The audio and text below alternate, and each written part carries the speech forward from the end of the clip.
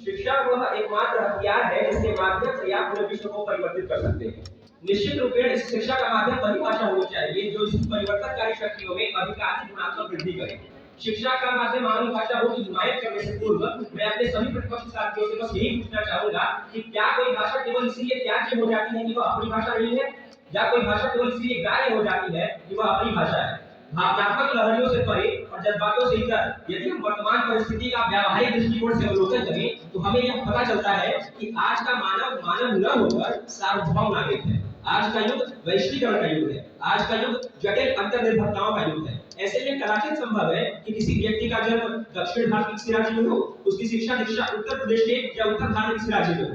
ऐसे में अंग्रेजी माध्यम शिक्षा ग्रहण किए होने के कारण से भी उसे जो रोजगार के अवसर भारत के या भारत के अतिरिक्त किसी अन्य देश में मिल सकते हैं वह उस व्यक्ति के लिए हमेशा बंद हो जाएंगे जिसने अपनी शिक्षा अपनी मातृभाषा में ग्रहण की है।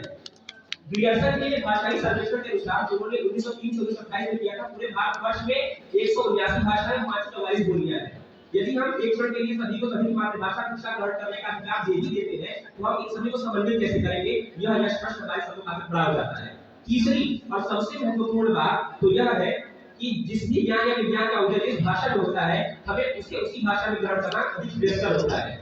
वरना आज जो अवधि संसार रचने का प्रयास कर रहे हैं जिसका हालिया नमूना हमने भारत सरकार के विश्व प्रयास के रूप में देखा, जहां पर एनाटॉमी का अनुवाद शरीर क्रिया विज्ञान होने के बजाय एनाटॉमी हो गया और आए दिन स्टील प्लांट इस बात का पौधा बुआई करता है और नॉन कॉर्पोरेशन मूवमेंट सभी अभियान आंदोलन हुआ करता है। इसलिए मैं आपसे कहना चाहूंगा कि शिक्षा का माध्यम आंग्ल भाषा करने से एक सब भूमि का निर्माण होगा जहां पर हर व्यक्ति अपनी बात रख सकता है, अपनी जरूरतें पूरी कर सकता है और वैश्विक पटल में विश्व के साथ कंधे से कंधा और कदम से कदम मिलाकर आगे बढ़ सकता है। और यह वक्त की मांग है और अपने विपक्षी साथियों से बस यही कहूंगा कि हमारा वक्त ने उसको जिसने वक्त को समझा नहीं तो वक्त क्या है, वक्त का मारा बनाता है। तो निर्वाचन गड़बड़ी करी है।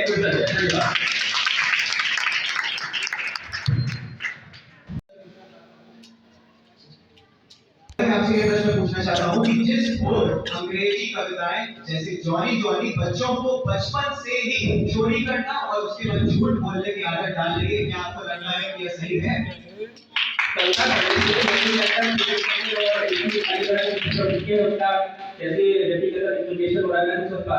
आपको अगर इतना ही मातृभाषा से प्यार है तो आपको कक्षा 2 की कविता सुनाता हूँ।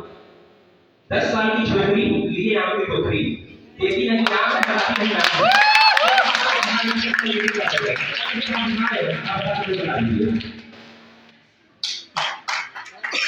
ओके आपके अगर पोएट्री वगैरह ने हम लोग फ्रीडम स्ट्रगल आपके पोएट्री वगैरह ने उतना रोल प्ले नहीं किया, उतनी इम्पोर्टेंट नहीं है। जैसे कि आपने अभी इनको जवाब दिया कि कविता से ज्यादा हम लोग के कैरेक्टर पे असर नहीं पड़ता। तो ये बताइए इंडिपेंडेंस के टाइम पे क्या हमारे जो पोएट्स वगैरह थे उन लोगों का महत्व नहीं था? उन लोगों की वजह से क्या हम लोग पहले तो मैं इस बात का मतलब हूं मैंने तो पता करा कि अभी उन्होंने सवाल पूछा, सवाल का उत्तर दिया उसने। क्या वो गलत उत्तर था? मानते हैं ये चीज? ये उत्तर गलत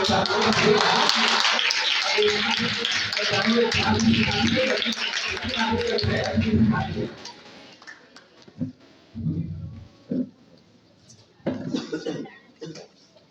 मेरा प्रश्न आपसे ये था कि आप किसी भी कॉन्सेप्ट को समझते हैं, इंग्लिश मीडियम से अगर मैं पढ़ाया है किसी भी कॉन्सेप्ट को, क्या आप इंग्लिश में इंग्लिश समझ जाते हैं? क्या माइंड में आप जो समझते हैं उसको इंग्लिश में इंग्लिश समझते हैं, उसको एक्सप्लेन करते हैं, सोचते हैं किस लैंग्वेज में आप?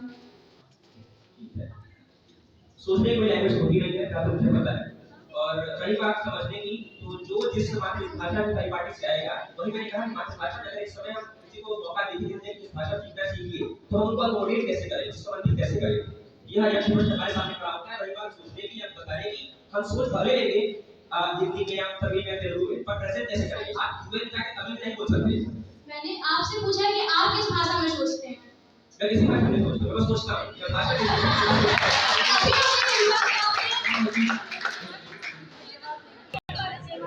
आप जैसे कि अन्य भाषा के माध्यम को प्रेरित करते हैं, तो हम आपसे ये पूछना चाहेंगे कि भारत के साउथ में रहने वाला कोई छात्र अगर केरला माध्यम से पढ़ रहा है और अगर वह उत्तर प्रदेश आकर के अंग्रेजी माध्यम में पढ़ना चाहता है तो वहाँ आकर के उस भाषा को कैसे समझेगा और कैसे पढ़ेगा? अब तो भूमिका मत ले रही है, मैं भी वही कह रहा हूँ कि इंडिया इंग्लिश एक साथ पूरे निर्माण करता है। रही बात अपने सांस्कृतिक धरोहरों की, मैं बता दूं कि 1960 में गाना आया था, मेरा जूता है जापानी, ये पतलून इंग्लिस्तानी, जिसका लाइन होती है उसी की दिल है हिंदुस्तानी। आज कितना ही परिवर्तन करेंगे पर सेम हिंदुस्तानी हमेशा ही रहेगा। इसीलिए ये आवश्यकता है केरल का व्यक्ति जो है मलयालम पढ़ करके उत्तर प्रदेश का इंग्लिश सीखे, इससे बढ़ जाए केरल में इंग्लिश सिखाई जाए और उत्तर प्रदेश में इंग्लिश सिखाई जाए। धन्यवाद। The next participant is